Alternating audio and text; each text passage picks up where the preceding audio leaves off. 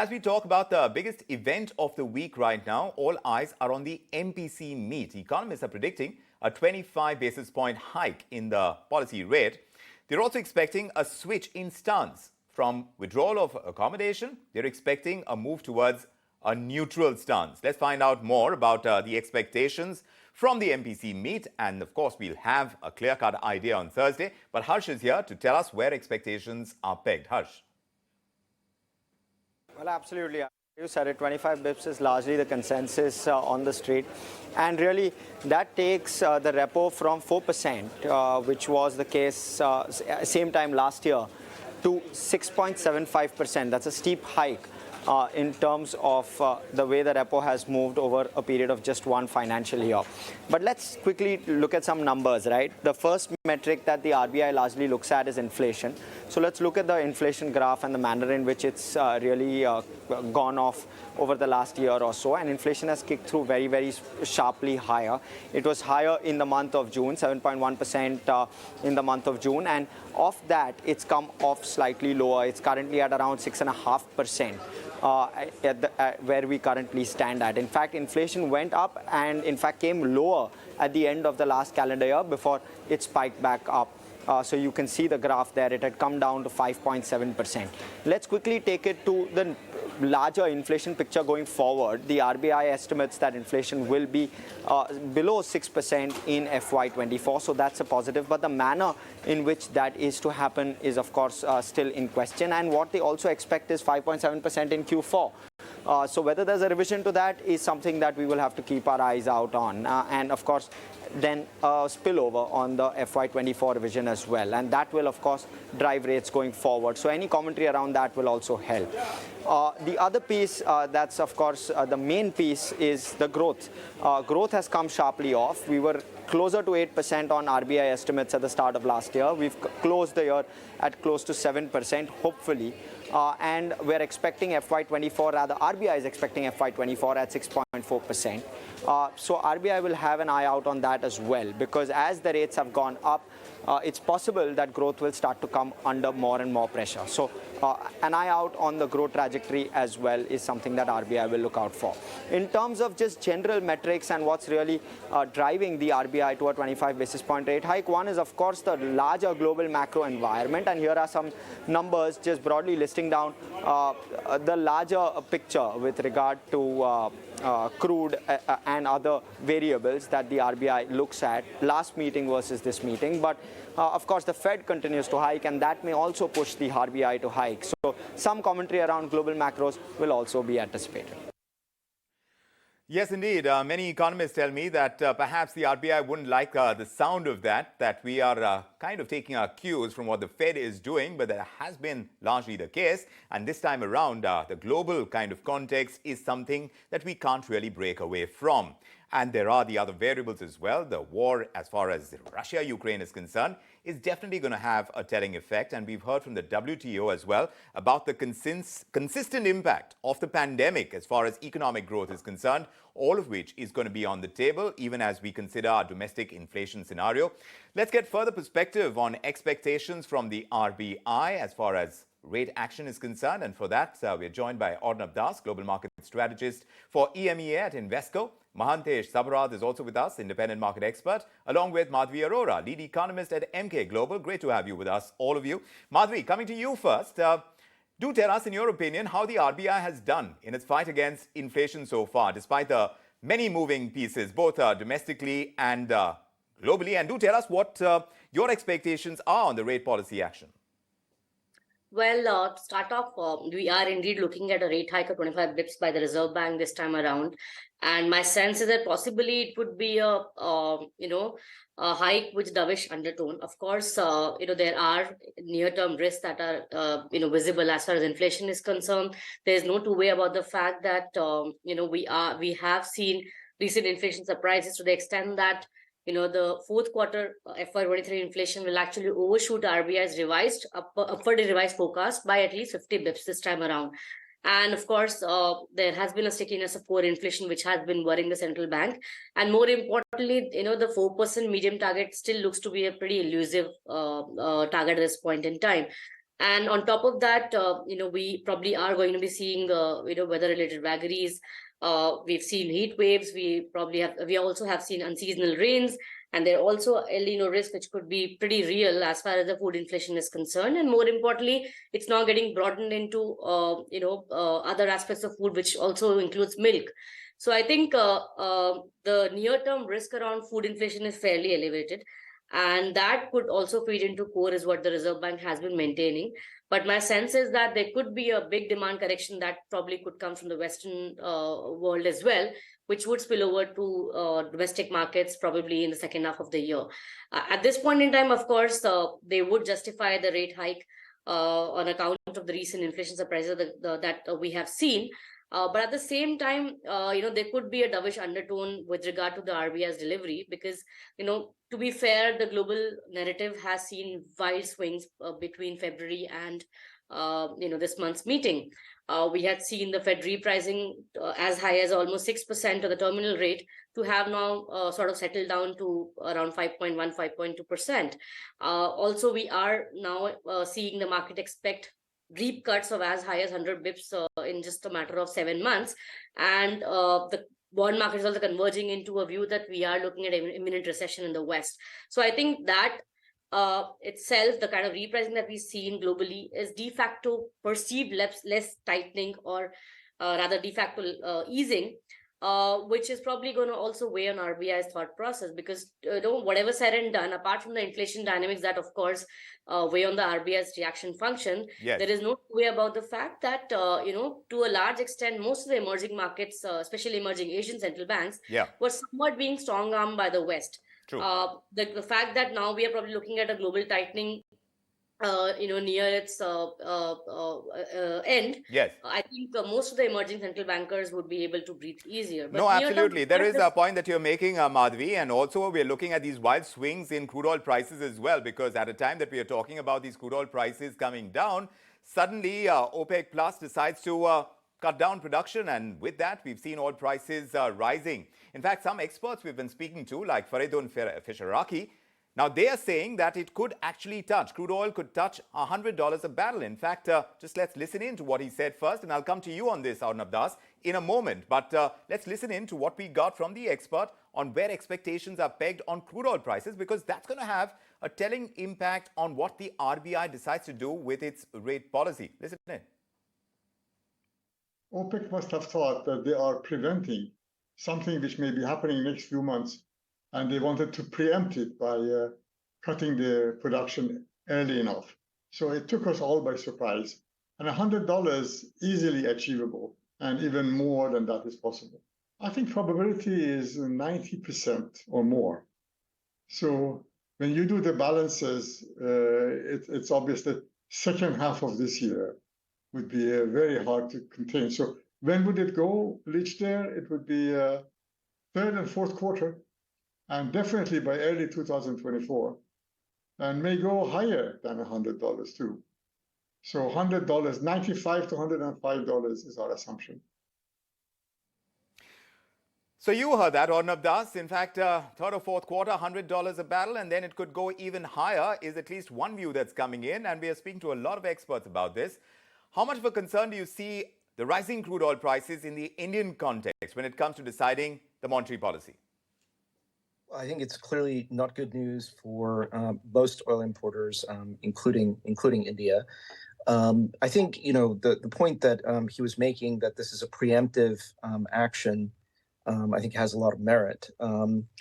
It was a surprise, of course, as he also said, and as we all know, nobody really expected this. I think it was also, there's a kind of a bit of a geopolitical angle to this as well, because the Americans had suggested previously that they would refill the strategic petroleum reserve with which they had intervened to drive down the price of oil earlier on because of the energy shock from the war. And then they had sort of rode that back. So I think both things are going on. I think it complicates life for, almost every country that is an oil importer, including India, because it implies a little bit of additional stagflationary pressure. How much such pressure depends on how far the price actually does go. And I think the problem is that we are, of course, heading late into the tightening cycle in many countries, including India, as was just discussed. I tend to agree with that. And also probably nearing the peak in rates in the US. Maybe peak is the wrong word, maybe plateau.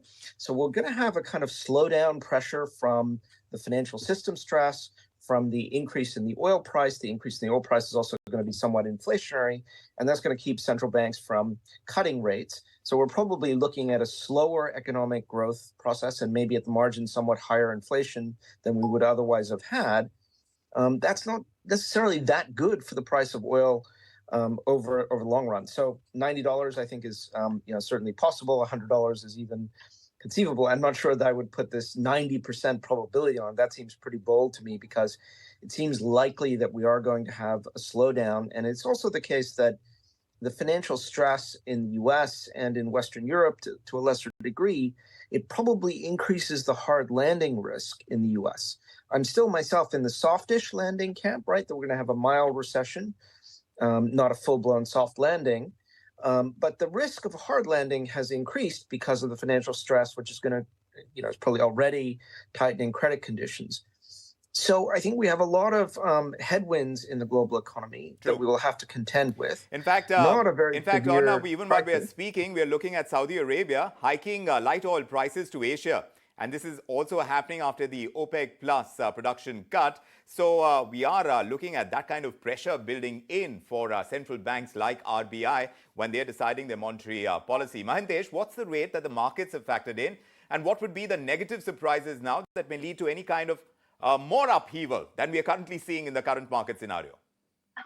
So currently the market is still buoyant, but if you compare India's with other emerging markets, we are underperforming as far as the year is concerned. As far as the year 2023 is concerned, we are underperforming by a large number. And this underperformance actually is coming out of the fact that we are going into a slower kind of earnings growth ahead, probably a flattish kind of earnings growth, if not slower. Although we are nearing the end of the rate hike cycle, the market's expectations are that we might see a lengthened kind of rate hike. RBI may not necessarily pause after tomorrow's kind of rate hike. That's bearing down on the market. Secondly, you would have noticed that generally speaking, the capex trends are pretty subdued as far as India is concerned. So the corporate earnings growth is largely coming from either banks or from the IT companies. You're not traditionally seeing any manufacturing-led growth so far. That is why I suspect that while the earnings forecast seems to have been upgraded by most, I believe that we will see a flattish to probably the typical downgrades that we will see as the year goes by, because analysts are prone to downgrade their earnings in the year ahead. Right, and talking about corporate earnings, this is going to be an important piece, Madhavi. In the US, like Arnab is also pointing out, we are talking about this possibility of a hard landing. It could be a soft landing. There are different camps on this, but a recession.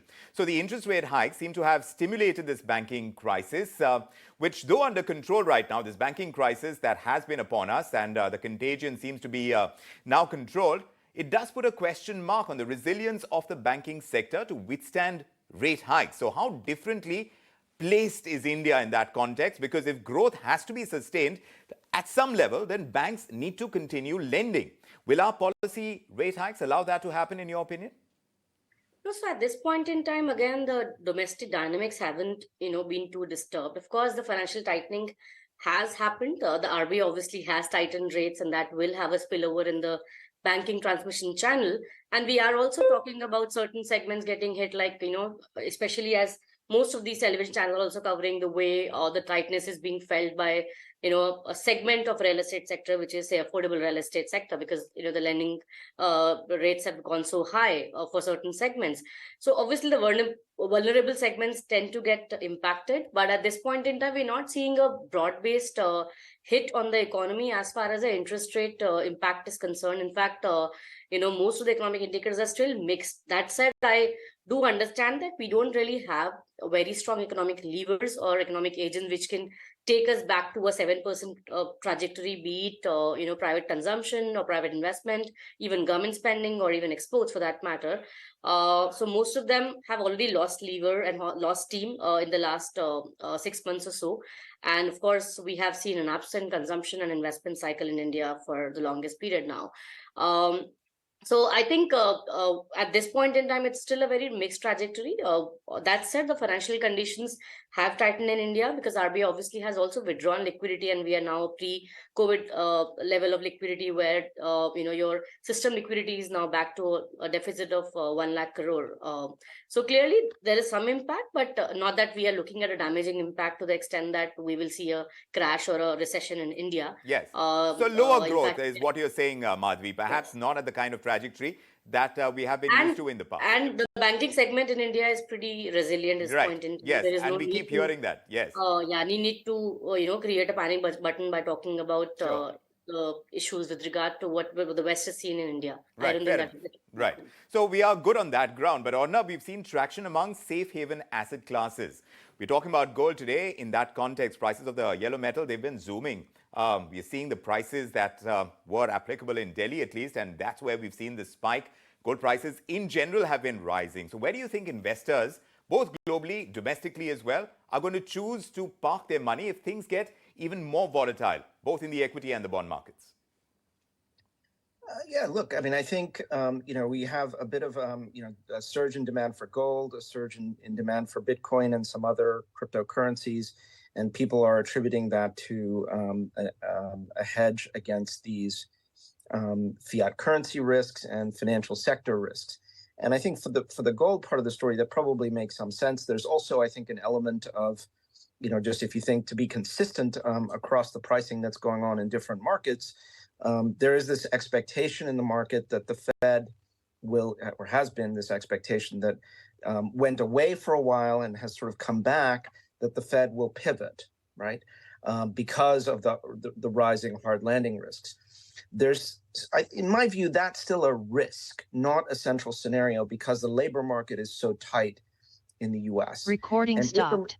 If the labor market remains tight, despite the financial sector stress, which could continue for a while, that'll point to the Fed plateauing, as many of the FOMC members are suggesting, which might not be so good for the global price of gold and other and Bitcoins and other perceived hedges against financial sector turbulence or excessively easy monetary policy. So I think we have these cross currents going on. They're going to continue to go on for a little while because we're probably late in the high growth, high inflation phase, and we're starting to have all this financial turbulence. I would say we're not going to have a systemic crisis, so therefore we're not going to have a hard landing, but we are going to have a slowdown and maybe something of a recession. And as Madhavi said earlier, that'll pass through to India, right? Yes, to some extent, definitely. There would be some aversion to risk that can be expected. In fact, in recent times, we've spoken about how investors are choosing to stop their SIPs. If that trend continues, how much that's going to change the course of the equity markets for one, and perhaps draw traction towards fixed income instruments. All of that is in play right now, and the RBI's next policy move is going to be an interesting place to watch, whether or not they strike that dovish stance, whether we're going to see the peak of rate hikes soon. All of that is in play, and we'll continue to monitor the situation and break it down for our viewers. Madhavi, Arnab, Mahantesh, many thanks for joining us with your perspective tonight on India Tonight.